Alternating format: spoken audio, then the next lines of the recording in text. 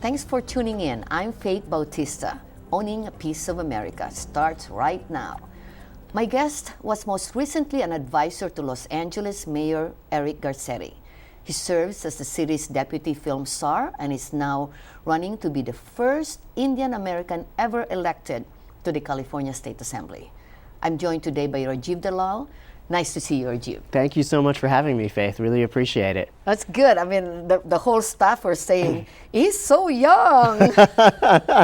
Must be those Asian genes, right? You're right, yeah. You know, most people think I'm around 22, 23. I'm actually 35, but it's a great compliment.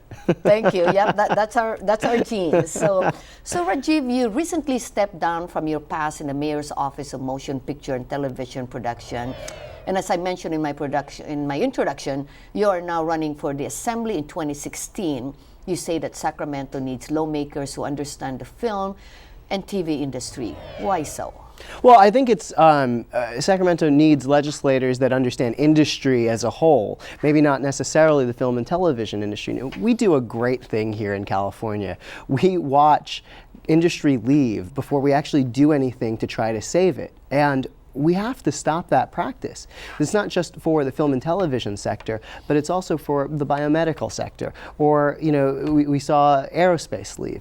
And I think that folks that have experience within those industries understand the business models. It's very important for those folks to be up in Sacramento advising in order to help keep those industries here, because it's about jobs, it's about people's lives.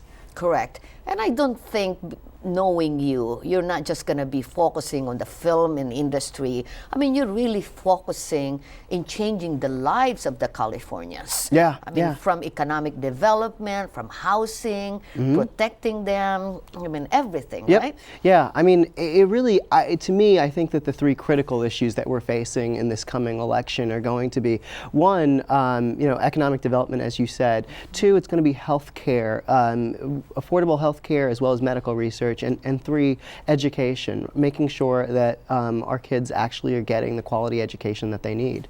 Good. So what do you think is the most impact that you will give when you become a state assembly in the Asian community?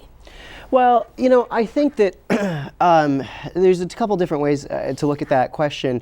Substantively, I think that probably the biggest issue that our community is going to face up in Sacramento this coming year is minimum wage. I think that because we have a lot of folks that are small business owners. Up and down the state, they're going to be looking at what they can afford in order to keep everybody employed.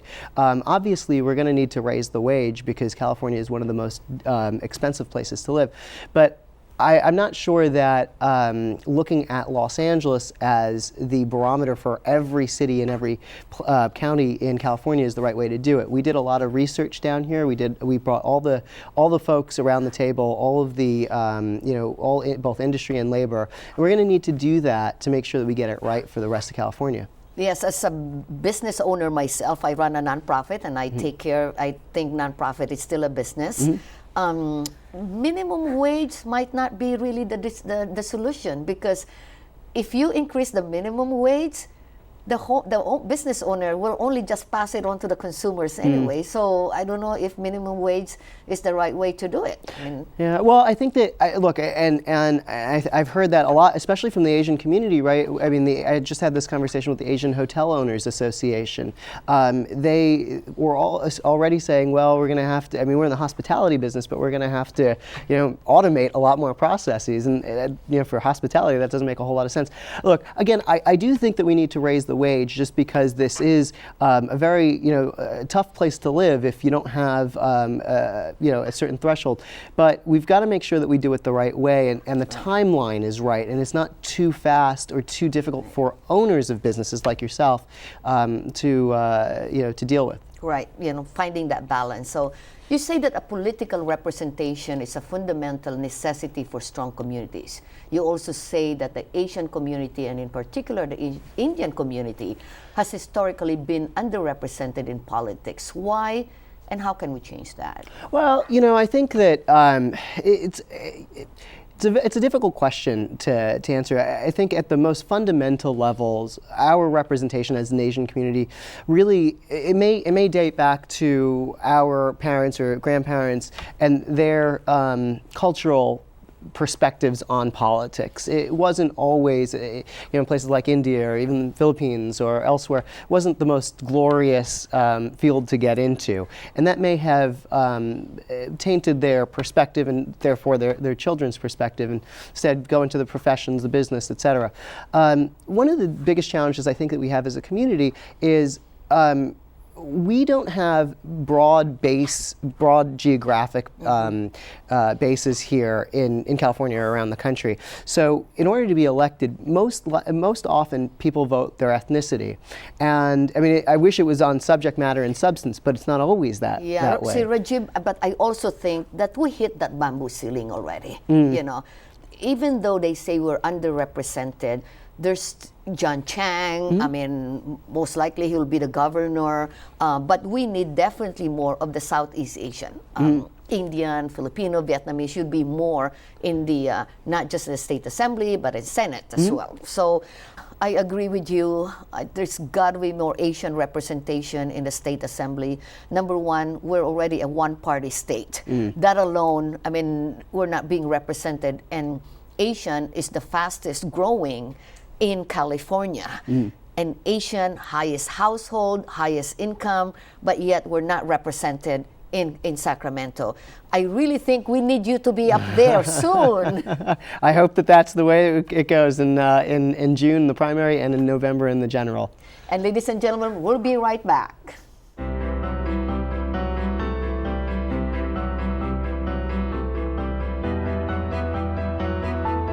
Body language can tell you all sorts of things.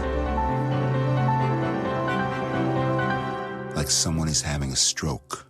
Know the sudden signs. Learn fast. Face drooping, arm weakness, speech difficulty. Time to call 911 and get them to a hospital immediately. Learn the body language and spot a stroke fast. Why are homeowners talking about counselors from NAAC? Well, because through NAAC and with the help of Faith Bautista, I'm now able to have a piece of America. As a housing counselor, I will help you budget and get a clear picture of your finances. I will help you understand your credit report and help you improve your score. I will help you through your hardship and work with your lender to get a loan modification. For free housing counseling, call 1-800-920-6248. A boy born in Joplin, Missouri was fascinated by anything with wheels and a motor. The odds of him winning both the Daytona 500 and the Brickyard 400 in the same year? 1 in 195 million. The odds of the child being diagnosed with autism? 1 in 68. I'm Jamie McMurray, and my niece has autism. Learn more at autismspeaks.org/signs. I'm with Rajiv Dalal, who has had a successful tenure with the mayor's office as the former LA deputy film czar and is now running for the 43rd State Assembly District. Rajiv, how do you suggest people come together as a community to affect policy? Well, I think that when we passed the Motion Picture and Television Jobs Bill, I thought that was a really good model for how folks should come together. We made sure that we had both small business and labor at the table. We had Republicans and Democrats, Northern Californians and Southern Californians. It was an inclusive policy, initiative, and that's really the only way to make sure that we have long-lasting, meaningful policy. It's by bringing the smartest people in the room from all sides together. I agree. And I still hope that California will be a two-party state. So anyway, you mentioned in one of your websites how your parents came to this country with hardly anything, but thought hard work, and they built their business from scratch that gave your family a life and achieved then, and called the American Dream. Do you think that the American Dream is still achievable today? Well, look, I think that America is in a bit of a crisis right now. The middle class is no longer the majority, and we won't be the majority until we fix certain issues that we're having: economic development and job creation, good paying middle class jobs, healthcare, affordable healthcare for everyone, as well as medical research, because every one of us knows somebody who's died or is suffering from a debilitating illness. And last, education, making sure that our kids can actually read, write, and perform arithmetic at grade level. Those are the three that will get us to the American dream. There's a big gap on income and wealth equality right now.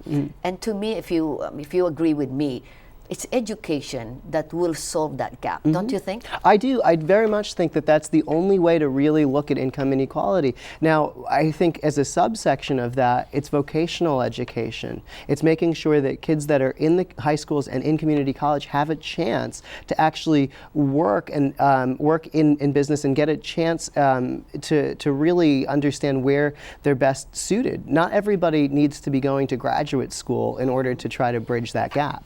So, do you think that Sacramento should really allocate a better budget more in education? Well, I think that I certainly think that per pupil spending right now, we're around $9,000, whereas states that we're competing against, New York, are at $22,000. I don't know how you can expect our students to really be in a position to compete if we're not spending more per pupil. Now, this all changed back in 1978 when we tinkered with Prop 13, but we really need to take a strong look at the funding mechanism. And if you notice, the students are voting Bernie Sanders because he really believes that there should be education for everybody. The student loan right now is tremendously so high. Yeah, and I still have student loans. Yeah, you see? So, I don't know. Talk to me about that student's loan. And if you're in Sacramento, how can we really increase education by also providing subsidy? Well, I think that there's a number of different ways to look at it. But yeah, student loans aren't fun. I'm still paying off 10 years later my law school debt. But I do think that the federal government is looking at this the right way, where they're looking at making the first couple of years of community college a lot less expensive, or even to some free. Now, the there's problem though with obviously community college though is there's not a lot of subjects for the kids. That's true, which is again kind of why I brought in the linked learning and vocational training aspect of it, because if you can combine what community college do offer as well as on-hands training, you'll actually really be preparing the workforce for the jobs of tomorrow instead of the jobs of yesterday. That is so true. Actually, they get paid more. The dirtier you work, the more money you make. Rajiv, what motivates you? Well, I think it'll sound a little cliche, but helping people. I think that when we were able to pass the Motion Picture and Television Jobs Bill, that was just one small microcosm, but what it did was it brought 10,000 jobs back here to the Southern California area, and most specifically in the district that I'm running from. Families before that. What district are you running? The 43rd, which is Burbank, Glendale, the Foothills, Greater Hollywood area. Before that bill, families were being split apart because, people that are working on sets had to work in Canada or New York or Georgia or Louisiana. Parents weren't seeing their kids' recitals or graduations or there when their kids were getting sick. This really has made a huge impact because now families can be together and they're finding work here in Los Angeles. So, why should I vote for you? Well, I think that we need folks that actually have a broad array of experience going up to Sacramento, not just being, in local government and climbing that ladder. I've been, in the business world. I've been in government as an appointee to Mayor Garcetti, as well as running a nonprofit, the Multiple Sclerosis Hope Foundation. And I think that it takes all of those to really understand how to move community forward. So, ladies and gentlemen, it's very, very confusing who to vote, why vote, but please exercise your rights. You are in this country, we all need to vote. And I know in the Filipino community, we're lazy to vote, but please register, and you can even do it not online, but Well, you can do it a number of different ways. You can go to the DMV. You can once you get your license, you actually can do it online now, and I think ways are going to get even easier. There you go, ladies and gentlemen. So thank you so much, Rajiv. I mean, we need people like you in Sacramento. Appreciate Thank you it. so much. Thanks. Thank you. Owning a Piece of America presents Lifestyle with Asian Journal. Welcome back to Owning a Piece of America. My name is Annie Nepomuceno. I am the LA correspondent for Asian Journal. And our next guest, Joan Ameldia's career took off when she landed the role of Kim in the Broadway production of Miss Saigon. This was from 1995 to 1997. She then became the first Filipino American to portray the role of Fantine on national tours of Les Miserables, whose character sings the famous song, I Dreamed the Dream. Joan currently plays Aurora, or Baby, a central character in Criers for Hire at East West Players Henry David Huang Theater that runs from February to March of 2016. Hello, Joan. How are you? Thank you so much for joining us. Thanks for having me. Oh, Such a pleasure. Yes, I'm really interested to know, like, what was the road to Broadway? Because you are from Cebu, and Yes. if our viewers don't know that, Cebu is this lovely island in the Philippines, and it seems to be a breeding ground for fabulous performers. It's probably the rice. Is it? I don't know. So how did you start, or what made you go from Cebu to Broadway? Well, originally the plan was to join my mom, who got work in a hospital in Long Island, New York. She applied from Cebu, and she got the job. And after, this was somewhere in 1989, and somewhere in 1993 or late 1992, she said that she was able to petition me because I was only 19, and I think at that time 21 was the age. So it was easier for me. I was the first one to come, and then the rest of my family came. Oh, cool. And then I wanted to go to school and finish, psychology, economics. And then I said I want to audition. And they were kind of like, oh, I don't know, okay, try. You know. The play would have been running for several years yes, already. Yes. Yeah. And then I sang at Amateur Nights at the Apollo in Harlem. And then I also sang at a supper club in New York. And that's where an agent at that time saw me. So you would Brought me say to the most of agency. your singing would have been already in New York? I kind of started, I kind of started little shows with fellow Filipinos, you probably know some of them.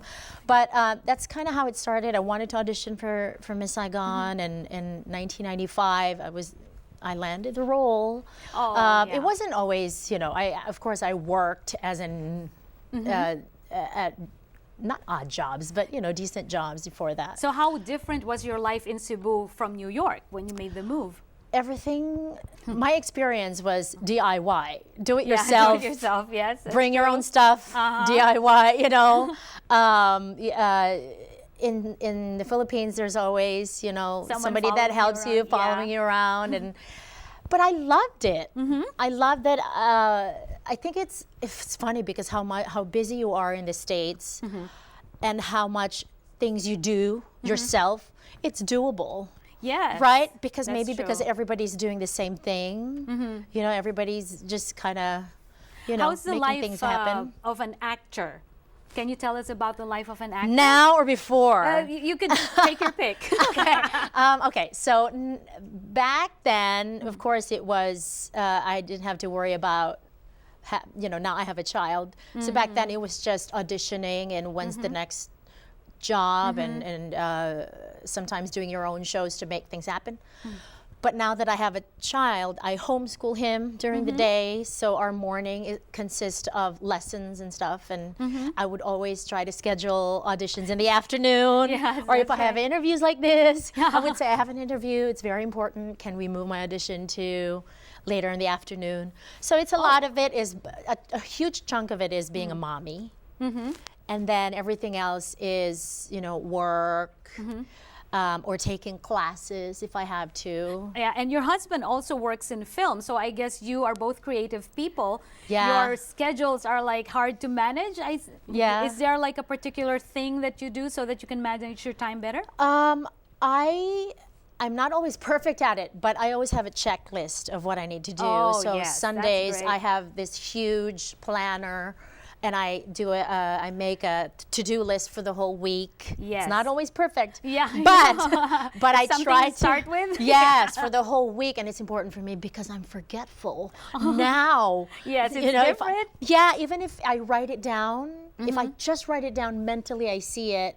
Then I'm able to remember it. For some reason, it just works that way for me. That actually works. So right now we're interested, like tell us a little bit about some of your most memorable experiences.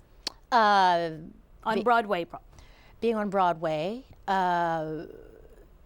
being able to meet friends that I still connect with, that are especially the creative ones, and I work with them. Meeting my mentors. That I still look up to this day. Can you name some of them? He's my acting coach. His name's Alan Savage. Okay. And of course, meeting the original Miss Saigon, Lea Salonga, unforgettable. And just being with the right people. You're with the people that you have common interests with, that sometimes you don't feel like getting up in the morning because you doubt yourself, but then your friends will say, you can do it. Yes, and we'll hear more about that after this break. From fashion to planes, from retail to real estate, from energy to rail, from healthcare to technology, CIT serves clients across a wide variety of industries. We help fuel businesses with commercial lending, leasing, and treasury management services. They in turn add value, add jobs, make a difference. CIT. Put knowledge to work.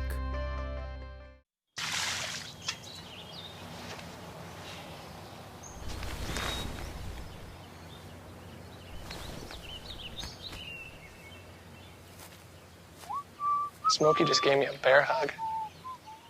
Why are homeowners talking about counselors from NAAC? Well, because through NAAC and with the help of Faith Bautista, I'm now able to have a piece of America. As a housing counselor, I will help you budget and get a clear picture of your finances. I will help you understand your credit report and help you improve your score. I will help you through your hardship and work with your lender to get a loan modification. For free housing counseling, call 1-800-920-6248. Welcome back to Owning a Piece of America. We are speaking with the lovely, lovely Miss Joan Almedia, Broadway actress, and a lot of other things which we're going to talk about in a while. But right now, I'm really interested to learn about your role as Fantine in Les Miserables. Like, tell us about that. Fantine was more. Has more depth, coming from Miss Saigon. Well, they both do, but this one, like you're on stage, you tell the story, you sing the song, and it's either a hit or miss. I would think that you're too young to play the role of Fantine. That's what I thought back then, but the casting director and the person that directed the tour said that, no, Fantine is actually, she was young when she had Cosette. She was broken in a very young age. She was very naive, and all she knew was love. Yes. To her, it was love, Yes.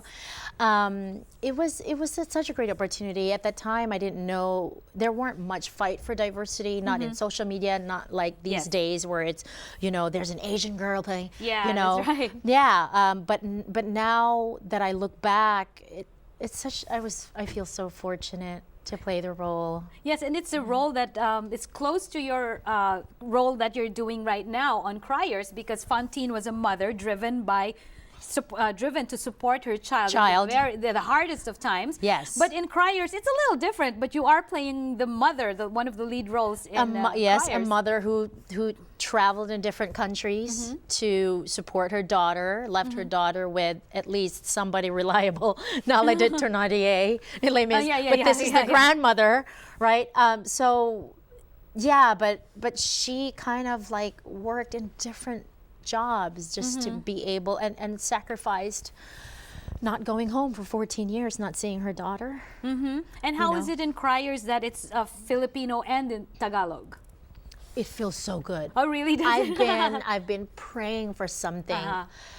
I've been praying for a play to come my way, and then it's Tagalog. It's like such a bonus. Yes, it's mixed. And it's for women. It's empowering. Yes, it's true. To four of us, strong women, different strengths. You Yes, know, well, different stories. Yeah, hopefully in a while we'll see you in action working on Criers for Heart. Yeah. But now I'm going to talk about, you also delved into writing a screenplay. How did that come about? Well, it's my first short film. My husband challenged me to write a short film at that time because I was auditioning a lot and nothing was happening. You know, being a mother also was a good distraction because I would go home and just do what I needed to do as a mom. But he said, why don't you write? And I thought it was just a song. I thought he was talking about songwriting. And then he said, no, like start with a short film, a screenplay. Have you shot this film yet? Not yet, because I'm trying to rearrange the scenes. Oh, okay. I wrote it in such a short amount of time, but then now the process, now that I'm able to sit back and look at the whole thing.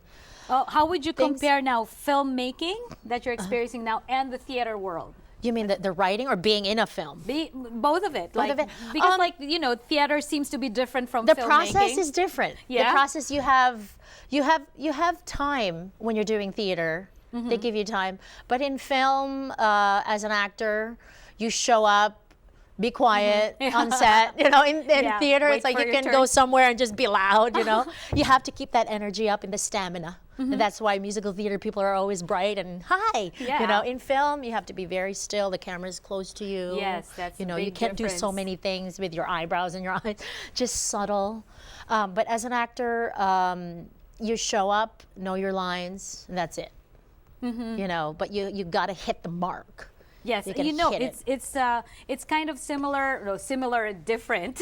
Like when you perform with an orchestra. Yeah. How did that feel? You perform with the California Orchestra at Disney Hall and with the Filipino American Symphony Orchestra. Oh my gosh, we're talking about like 60-piece orchestra. It's and you just have to stand there. There's not much space for you to move around. Right, but when you say orchestra on Broadway, it's not like a 60-piece. It sounds kind of like it's a 60-piece, but it's live when it's a philharmonic or it's an orchestra. We are so excited to see you in action. So in this next break, we're going to see Joan Amedia in action.